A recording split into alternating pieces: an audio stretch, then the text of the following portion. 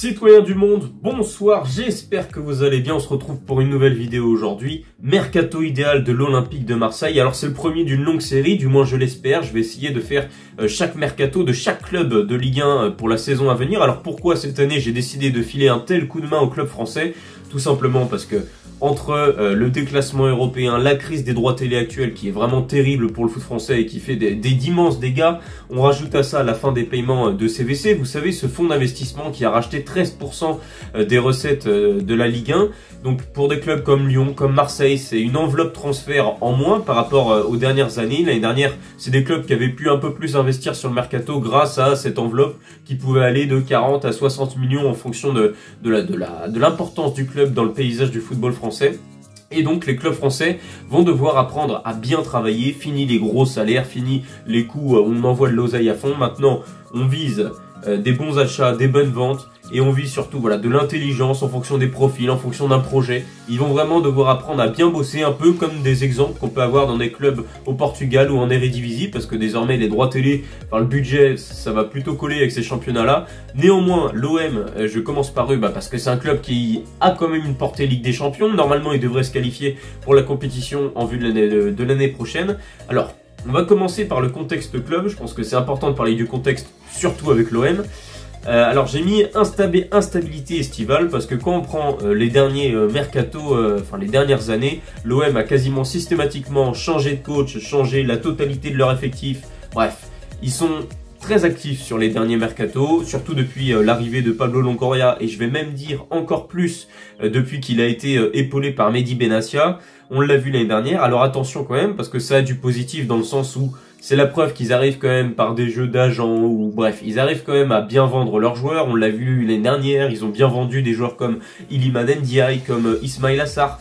Mais ça prouve aussi que des fois, on peut avoir des années complètement blanches à l'OM. On l'a vu il y a 2 ans avec un effectif pas du tout au niveau des ambitions du club. Et c'est vrai que ça peut coûter cher à l'OM.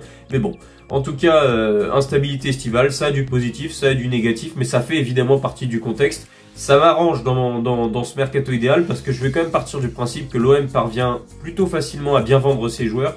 Et donc, en vue de la Ligue des Champions, en vue de renforcer l'effectif, ça va m'aider pour me débarrasser de certains joueurs.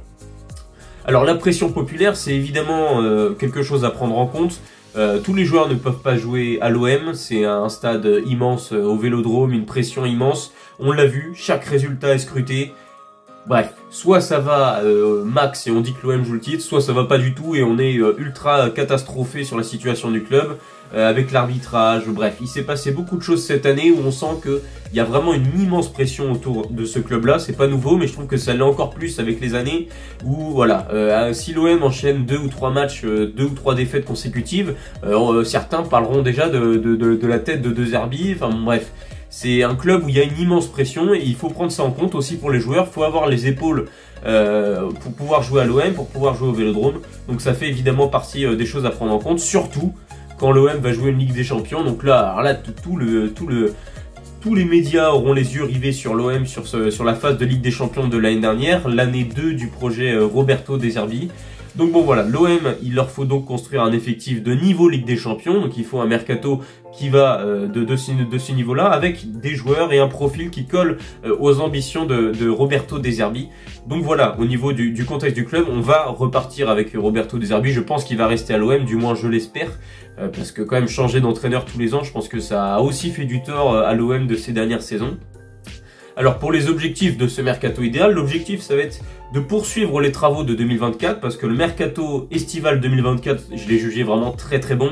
Tu arrives à amener des joueurs comme Rabiot, comme Højbjerg, comme Greenwood à l'OM alors que tu ne joues aucune coupe d'Europe. Enfin bref, ils ont vraiment bien bossé l'été dernier. Alors il y a eu des coups un peu moins bien, on en parlera un peu plus tard dans la vidéo et donc on essaiera de réparer certaines erreurs quand même du mercato de l'année dernière, mais dans l'ensemble c'était très positif. Donc l'idée ça va être de poursuivre sur cette stratégie là, de retrouver de la stabilité dans le sens où fini de dégager tous les joueurs majeurs et d'en ramener complètement de nouveaux. L'objectif ça va être de construire à partir de ce qu'on a déjà, des hommes forts qui sont déjà en place et de densifier l'effectif, alors surtout en qualité. mais aussi en quantité dans le sens où l'OM va devoir pouvoir jouer sur les deux tableaux, à savoir la Ligue 1 et la Ligue des Champions. Ces dernières années que les clubs français qui jouent sur les deux tableaux, à un moment donné, ils peuvent commencer à avoir un petit peu de mal, que ce soit en Ligue 1 ou en Ligue des Champions. Et souvent, au niveau des résultats, ça se ressent évidemment. Et puis, on fera une fixette sur l'axe défensif qui a coûté beaucoup de points à l'OM. En dehors de Balerdi, notamment en défense centrale, il y a beaucoup de questions à se poser. On a vu des latéraux, voilà, pas forcément très clivants tout au long de l'année. Il y a une attaque néanmoins qui performe plutôt bien, mais bon, il va quand même falloir apporter des ajustements. Et c'est pour ça que cette vidéo existe, c'est de pouvoir du coup coller aux finances du club, au contexte et de respecter les objectifs qu'on se fixe en début de vidéo. Et on attaque directement avec les fins de contrat parce que c'est la première chose qui va arriver cette année pour l'OM, ça va être la gestion des fins de contrat. Alors il va y avoir plusieurs sujets. C'est un club qui est assez particulier parce que sur la plupart des fins de contrat que vous voyez à l'écran, il y en a beaucoup où en fait leur sort est quasiment déjà scellé. Chancel Mbemba, on le sait, il est clairement envoyé à la réserve depuis le début de l'année. On l'a pas vu sous le maillot de l'OM depuis le début de saison. C'est un joueur qui a beaucoup apporté sous Igor Tudor notamment. C'est quand même une fin d'histoire un peu gâchée, surtout quand on connaît les maux défensifs de l'OM cette année. Mais bon, on le sait, il va quitter le club en fin de contrat. C'est un gros salaire en moins, néanmoins, si on essaye de voir l'aspect positif des choses. Donc voilà, Chancel Mbemba, on sait, il va quitter le club. De même que Amar Dedić. Alors Amar Dedić, il est arrivé seulement il y a 4-5 mois. Il a clairement pas convaincu à l'OM et donc on s'en aperçoit en cette fin de saison, il ne joue plus du tout avec l'OM. Alors il y a une raison à ça, c'est que dans son prêt, l'option d'achat devient obligatoire s'il joue un tel nombre de matchs avec l'OM. Donc le fait qu'il joue plus, je l'interprète évidemment comme étant que l'OM ne souhaite pas continuer avec ce joueur la saison prochaine. Et donc on va suivre la décision du club. Amar Dedić va donc retourner à Salzbourg. Pour le reste, c'est quasiment des options d'achat obligatoires, à l'exception de Bennacer, mais au vu des dernières news que j'ai vues, apparemment l'OM souhaiterait tout de même le conserver. Donc pour Neal Maupay, Jonathan Rowe, Pierre-Emile Højbjerg, Ismaël Bennacer, pour l'instant, il reste au club, mais vous allez voir que je vais apporter quelques changements par la suite.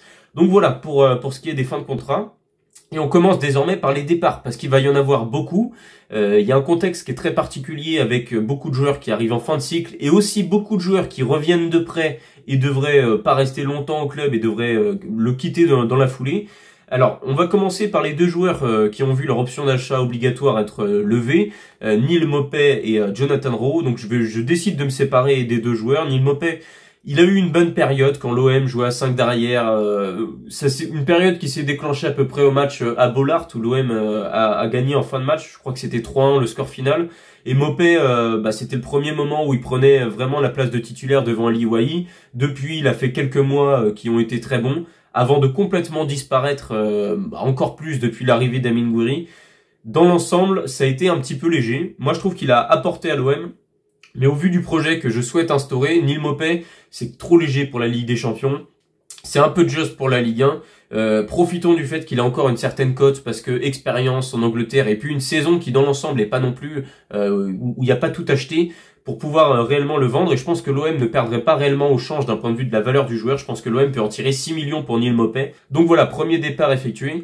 Un autre joueur qui a globalement déçu, c'est Jonathan Rowe, jeune espoir anglais qui est arrivé de Championship et qui globalement en sortie de banc, en dehors de son coup d'éclat face à Lyon, du but qu'il a marqué là récemment, je crois que c'était face à Brest, globalement c'est très insuffisant pour Jonathan Rowe, surtout quand on sait que l'OM c'était une option d'achat à 12 millions obligatoire, quand on connaît la dépense du club pour pouvoir s'offrir ses services. C'est quand même vachement décevant et si en Ligue 1 c'est trop faible, tu peux pas vraiment construire parce que les joueurs de rotation l'année prochaine, vu que l'OM va jouer sur plusieurs tableaux, les joueurs de rotation ils auront une importance encore plus que cette année. Donc Jonathan Rowe pour moi c'est c'est pas assez fort pour la Ligue 1 et donc je profite de la jeunesse du joueur et pour pouvoir quand même en tirer 10 millions parce que je pense qu'en Championship, on l'a vu l'année dernière avec les ventes d'Ismaïla Sarr, d'Iliman Ndiaye, je pense qu'il y aura encore des clubs anglais qui seront capables de mettre ce prix-là pour ce jeune espoir qui, je suis sûr, en Championship réussira, il a typiquement le profil, mais en Ligue 1 ça va pas du tout, alors en Ligue des Champions je vous en parle même pas. Ruben Blanco, alors lui il s'est retrouvé 3e dans la hiérarchie. Il y a des clubs espagnols qui sont intéressés par son profil depuis déjà l'année dernière. Je pense que l'OM peut en tirer d'1 million, je pense qu'il n'y a pas beaucoup de plus de commentaires à faire. Il devrait réellement quitter le club. Premier choix réellement c'est Geoffrey Kondogbia qui sur le papier fait pas une si mauvaise saison, replacé en défense centrale. Il apporte son expérience à côté de Léo Balerdi. Néanmoins, comme je l'ai dit, je veux refaire complètement la défense de l'OM parce que j'estime qu'il va falloir vraiment améliorer tout ça. Kondogbia, 32 ans, un salaire assez important. L'OM, d'un point de vue finance, ne peut plus se permettre d'avoir ce type de joueur-là. Je vends le joueur pour 3 millions. J'ai vu qu'il y avait certains clubs qui étaient intéressés par son profil. Un premier retour de prêt, c'est celui de Pau Lopez, l'ancien gardien titulaire de l'OM qui a quitté le club l'année dernière, qui a été prêté dans un premier temps à Gijón sans trop de réussite. Il a cru revenir en Ligue 1 au RC Lens, finalement son transfert avait capoté à l'hiver. Il joue désormais en prêt au Mexique où j'ai vu qu'il plaisait plutôt aux supporters mexicains qui pourraient lever son option d'achat. Donc l'OM devrait en tirer environ 2 millions d'euros. Affaire à suivre.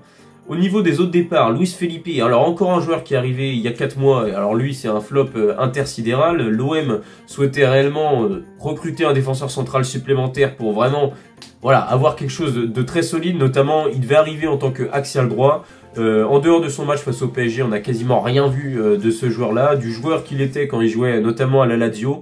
Bref, je pense que l'OM peut en tirer 4 millions en le vendant dès cet été parce que voilà, on sait déjà au bout de 4 mois que ça va pas le faire à l'OM et il est bien trop discret, on le voit bien trop peu. Bamo Meïté qui lui est prêté à Montpellier, sont prêts à virer un peu à la catastrophe. Alors j'ai mis 3 millions, c'est peut-être un petit peu optimiste pour la vente, dans le sens où l'OM avait quand même dépensé une somme importante pour l'avoir. Rappelez-vous avec l'échange avec Isaac Touré, bon c'était quand même assez conséquent comme achat. Bon, moi je le trouvais intéressant l'année dernière, mais c'était dans un contexte complètement différent et l'OM était bien moins ambitieux et bien moins fort. Là, on se rend compte que voilà, ça le fait plus du tout. Puis là, il commence à avoir des blessures avec Montpellier. C'est vraiment le bon moment pour le vendre et essayer de le refourguer à un club de Ligue 1. Alors peut-être que ça lui permettrait de se relancer et on retrouverait le Bamo Meïté de Lorient, mais pour l'instant, on en est très loin. Un autre retour de prêt, c'est celui de Simon. Je ne m'embêterai pas à prononcer son nom de famille au risque de me ridiculiser devant la France entière. Alors lui, il était prêté à Nîmes. Je pense que l'OM devrait prolonger son contrat parce qu'il est en fin de contrat là dans 1 an et essayer de le prêter à un club de Ligue 2 parce qu'il a quand même fait des matchs assez intéressants avec les Nîmes Olympiques. Et je pense qu'il peut gratter une place en Ligue 2 et faire un coup un peu à la Ewen Jawen ou Robin Risser qui sont prêtés respectivement par Reims et Strasbourg en Ligue 2 et qui du coup ont vu leur valeur monter dans l'antichambre du football français. Je pense que l'OM devrait tenter un coup pareil avec ce gardien-là, lui donner une dernière chance, une prolongation d'1 an, tu l'envoies en prêt, tu vois ce que ça donne. Mais voilà, essayer de lui donner une vraie dernière chance en prêt parce que pour l'instant il est très très loin d'avoir le niveau de l'OM. Amin Harit, bon que dire d'Amin Harit, il avait démarré la saison en trombe et puis est venu ce carton rouge face au PSG et Roberto De Zerbi l'a complètement écarté. Plus du tout dans les plans de l'entraîneur italien, il devrait chercher une porte de sortie cet été. Ça tombe bien, ce type de profil assez grand, assez technique, un peu numéro 10 ou 8 avancé, ça plaît à beaucoup de clubs et ça a une certaine cote sur le marché. Donc c'est pour ça que je pense que l'OM peut en tirer 6 millions pour Amin Harit. Constat à peu près similaire pour Azdin Ounahi qui a plutôt été bon au Panathinaikos en prêt cette année. Néanmoins, le club grec n'a pas les moyens de le faire venir avec l'option d'achat qui, je crois, s'élève à quasiment 14 millions. Je pense que pour 7 millions, l'OM pourrait réussir à le vendre soit dans son club en Grèce ou soit à d'autres clubs. C'est un joueur qui reste globalement sur une saison convenable. Et puis quand on se rappelle de sa Coupe du Monde, il garde évidemment une certaine cote. Mais bon, ça reste quand même assez décevant, surtout quand on se rappelle le prix que l'OM avait déboursé à Angers pour le faire venir. Autre départ, donc la dernière salve de départ, rassurez-vous, Paul Lirola, 1,5 million d'euros.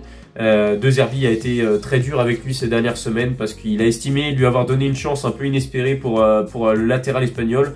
Une chance que ne lui a pas rendu Paul Lirola, l'ancien joueur de la Fiorentina, qui après une première saison très forte avec l'OM a complètement disparu. Il a enchaîné les prêts sans jamais être bon. Et là, on se rend compte qu'il a même plus du tout le niveau Ligue 1, donc c'est assez difficile pour Paul Lirola. Je pense qu'un départ en Espagne ou en Italie est à prévoir. Ismaël Koné, alors lui c'est une vente assez importante. L'OM ne compte plus du tout sur lui. Et le milieu de terrain c'est déjà un secteur où il y a quand même du beau monde. Et je pense que l'OM peut quand même en tirer 12 millions parce il est prêté à Rennes là depuis 3-4 mois et on voit qu'il est capable de faire des choses vraiment intéressantes. Pareil, il est assez grand, il est jeune, il a une certaine cote sur le marché. Je pense d'ailleurs qu'il n'a pas trop perdu en valeur depuis le moment où l'OM est allé le chercher à Watford. L'OM, je pense, peut en tirer 12 millions, une vente en Angleterre ou quelque chose comme ça. Pour Luis Enrique, c'est dans les petits papiers. L'Inter Milan essaierait de le faire venir. Alors lui, il a des stats assez incroyables cette année. Mais sa nonchalance et ce qu'on a vu un peu au poste de milieu droit, bref, ça n'a pas vraiment satisfait à l'OM ces dernières semaines. Et je pense que, étant que sa cote a jamais été aussi haute, que voilà, ça peut vraiment aider les finances. Et pour moi, c'est essentiel de faire une grosse vente. Donc je vends Luis Enrique pour 28 millions d'euros à l'Inter. On parlait de 25 ces dernières semaines selon l'équipe et l'OM essaierait de ramener vers 30. Donc je pense qu'un compromis peut être trouvé aux alentours de 28 millions d'euros. Samuel Gigot devrait voir son option d'achat obligatoire être levée du coup par la Lazio, 5 millions d'euros qui devraient rentrer dans les caisses. Et puis enfin, je libérerai de son contrat François-Régis Mouguet qui enchaîne les prêts sans jamais être vraiment satisfaisant en dehors de son but face à Annecy en Coupe de France. Il n'a jamais vraiment apporté à l'OM. Le premier bilan du coup des départs, comme vous l'avez vu, 16 départs au total, dont 9 hors groupe. Alors pourquoi je mets 9 hors groupe? Parce qu'à mes yeux c'est assez important. C'est en gros les joueurs comme Mbemba qui étaient au placard ou qui jouaient pas du tout, plus les joueurs qui étaient prêtés. Donc c'est des joueurs qui faisaient pas partie du tout du groupe de l'OM. Donc en réalité on se sépare réellement de 6-7 joueurs qui était un minimum dans le groupe de Roberto De Zerbi. Au total, ça fait 88,5 millions de recettes transferts. Alors, pour l'instant, je ne compte pas, vous savez, les commissions d'agents, etc. L'OM touchera évidemment beaucoup moins. Mais surtout, c'est des gros salaires en moins. Je pense à Kondogbia, je pense à Mbemba. Bref, c'est très important d'assainir les finances du club en commençant par les salaires parce que c'est des charges qui reviennent tous les ans et tu peux difficilement les enlever, quoi. Tu peux pas descendre le salaire d'un joueur comme ça. Donc évidemment, ça c'est important. Je pense que ce dégraissage est assez important pour l'OM. Alors, focus du coup sur le 11 olympien titulaire. Donc on se retrouve avec Amine Gouiri, l'homme en forme, en pointe évidemment, qui est assez exceptionnel en cette deuxième partie de saison avec l'OM. On a l'impression qu'il a enfin trouvé chaussure à son pied. Il aime ça, lui, la pression du Vélodrome, j'en parlais tout à l'heure, et on sent que ça l'aide beaucoup. Au milieu de terrain, il y a énormément de monde. Pierre-Emile Højbjerg, Adrien Rabiot qui... Alors lui sera sûrement un des hommes forts de l'OM en Ligue des Champions l'année prochaine. Valentin Rongier qui fait très bien le travail en Ligue 1. Il y a Bennacer en backup. C'est quand même une bonne nouvelle d'avoir Bennacer en backup dans le sens où il y a des critiques sur lui. Je suis d'accord, je trouve que physiquement il doit revenir encore plus fort parce que il montre quand même certaines limites et Rongier est limite meilleur ces dernières semaines. Néanmoins, Bennacer, il a l'expérience Ligue des Champions. Je pense que la clé pour Ismaël Bennacer, ça va être là la préparation estivale.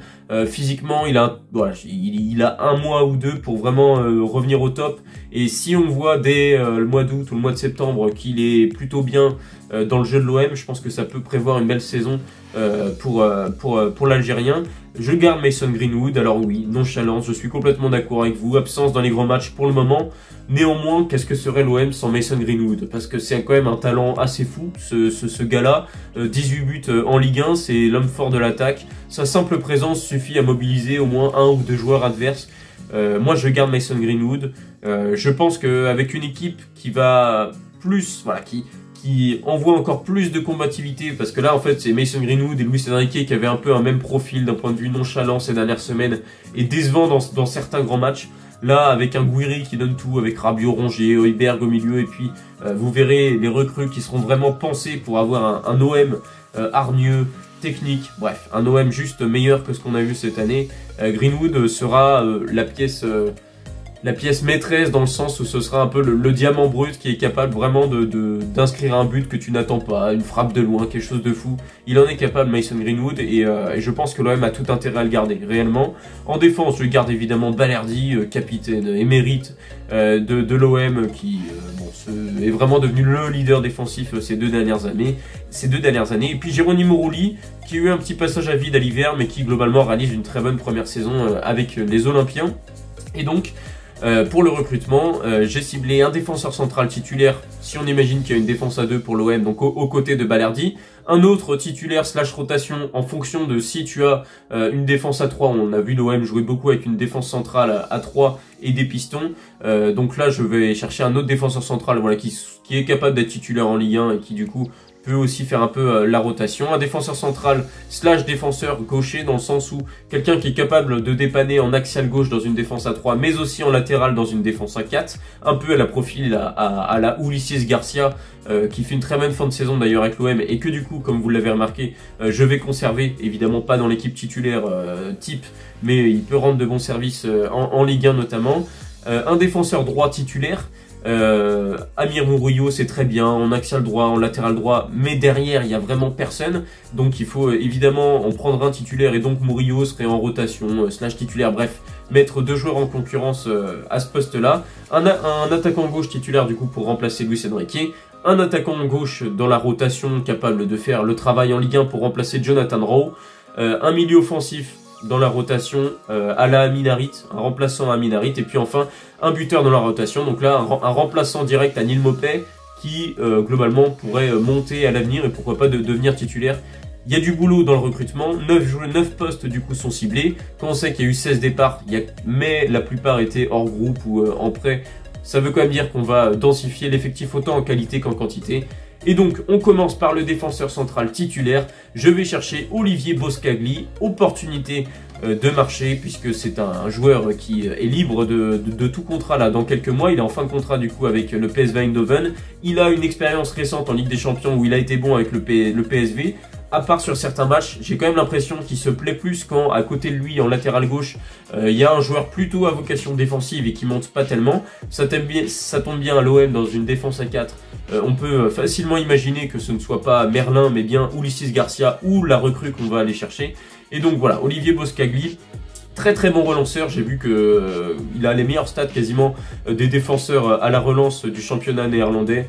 Il a complètement explosé aux Pays-Bas avec le PSV Eindhoven jusqu'à devenir une équipe vraiment difficile à prendre en Ligue des Champions. Ça tombe bien, il vient du sud de la France, il a été formé à l'OGC Nice et je pense qu'il a tout pour se plaire à l'OM et ce serait un step-up assez important quand même pour lui dans sa carrière parce que si tu réussis à l'OM, néanmoins ça laisse une trace. À 27 ans, je pense que c'est vraiment une opportunité à saisir pour l'OM et puis d'un point de vue finance, c'est quand même assez intéressant. Alors, on se doute qu'il y aura une prime à la signature, mais néanmoins, un joueur qui a une valeur de quasiment 25 millions, tu arrives à le choper libre, ce serait un très bon coup pour l'OM. Il y aura certainement de la concurrence, c'est pour ça que c'est le premier joueur que je note, parce que l'OM doit réellement se pencher sur le dossier dès maintenant et officialiser la chose le plus rapidement possible. Donc voilà.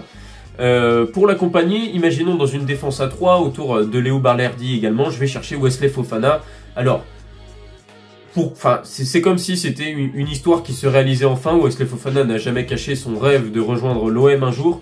Je pense que c'est le bon moment. Vous savez que c'est un joueur qui a certains pépins physiques avec les blessures. Néanmoins, il appartient à Chelsea qui a déboursé une fortune pour se l'offrir. Et cette saison, il joue beaucoup moins avec Chelsea. Je pense que c'est l'occasion jamais pour l'OM d'aller le chercher. De faire un coup un peu à la Højbjerg l'année dernière, un prêt avec option d'achat, ou même un coup à la Saliba avant qu'il explose à Arsenal. Je pense que ça peut motiver Chelsea de savoir à quel point Saliba par exemple a passé un cap à l'OM, d'envoyer ce joueur-là en prêt. Donc voilà, expérience d'un gros club avec une grosse pression et puis surtout une expérience Première Ligue qui à mes yeux a été très bénéfique à l'OM cette année. On a vu avec Højbjerg, c'est important d'aller chercher des joueurs dans le meilleur championnat du monde. Donc voilà, Wesley Fofana qui connaît la Ligue 1 en plus, il est marseillais, prêt avec option d'achat. Je pense que l'OM peut réussir à attirer Wesley Fofana dans ses filets et donc ce serait une excellente opération pour l'OM à mes yeux. Ensuite, je vais chercher un défenseur central / défenseur gauche dans la rotation, donc ou même titulaire, hein, un profil un peu à la Ulisses Garcia. Je retourne chercher Sead Kolasinac qui a vu sa carrière complètement basculer après son passage à l'OM. Il était vu comme un flop après son passage à Arsenal. Il a enchaîné certains prêts un peu difficiles et puis il est arrivé à l'OM. Les débuts n'ont pas été très faciles, mais après il a complètement explosé. Et là, je trouve avec l'Atalanta, c'est un vrai bon défenseur. L'avantage avec lui, c'est qu'il est très polyvalent, compatibilité 4-2-3-1 et 5-2-3, qui sont les deux systèmes qui ont été utilisés par De Zerbi cette année. Et à mes yeux, c'est comme une histoire non finie avec l'OM. Je pense qu'il y a une histoire à terminer entre les deux joueurs, alors qu'il reste 1 an ou 2. Bref, il est libre, l'OM doit retourner chercher Kolasinac parce qu'en Ligue 1 il avait été très très bon et je pense qu'il serait essentiel pour l'OM dans une nouvelle saison. C'est un joueur qui a du caractère, j'en parlais. L'OM a besoin de ce type de joueur là en défense pour voilà, avoir une défense beaucoup plus solide que ce qu'on a vu cette année. À mes yeux, c'est essentiel de retourner chercher Sead Kolasinac. Nouvelle opportunité de marché puisque le joueur est libre encore une fois. Pour le défenseur droit titulaire, je vais chercher en Espagne Pablo Maffeo. Alors, c'est un joueur qui joue à Majorque, qui est très sous-coté en Espagne.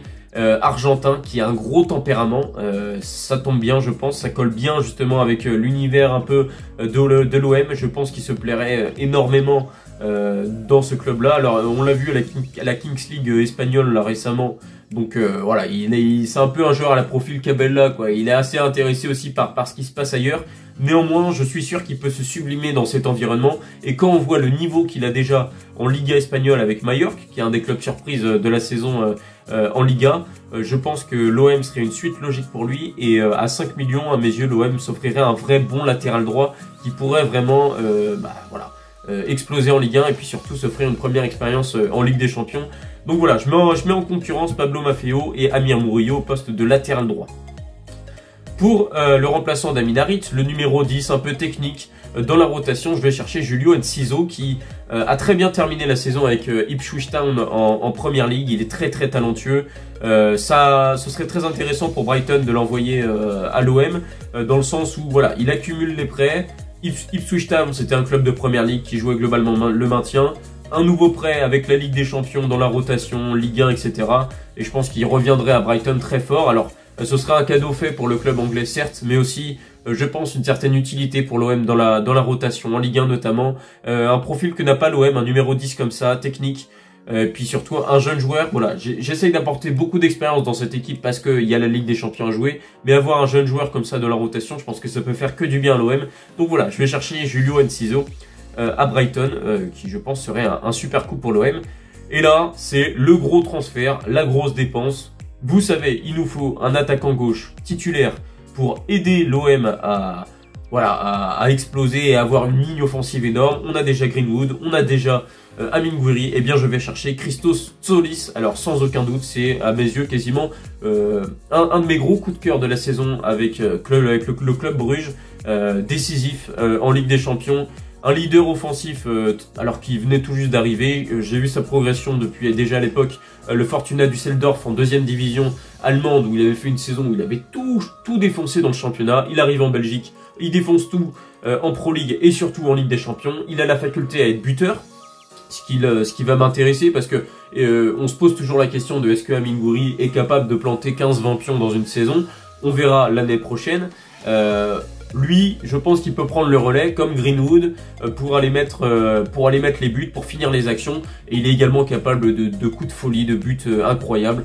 Bref, ça a vraiment été le leader offensif du club Bruges dans leur très bon parcours en Ligue des Champions. Il est vraiment dans une progression qui est assez longue mais qui est assez constante. Donc je pense qu'il va encore passer un cap avec l'OM. Et j'ai envie de voir ce joueur progresser sous l'écusson marseillais parce que voilà, je pense que dans les années à venir, ça peut vraiment devenir une vraie star du foot. Donc voilà, je vais chercher Christos Tzolis, je mets les 26 millions sur la table pour le recruter. Dans la rotation, je vais chercher un joueur d'expérience en Ligue 1 qui évolue dans le championnat depuis 6 ans désormais. Un joueur sous-coté qui est dans les bilans statistiques et quasiment au-dessus, notamment dans les dribbles. Moses Simon, alors moi qui suis supporter nantais, qui le connais très très bien, je sais à quel point il est important pour nous. Néanmoins, il arrive en fin de cycle à Nantes. Il a 1 an de la fin de son contrat. Je pense que pour Nantes, c'est important de le vendre dès maintenant. 9 millions, c'est à peu près sa valeur. Et je pense le prix auquel le prix qu'un club peut débourser pour lui. On sait qu'il a 29 ans.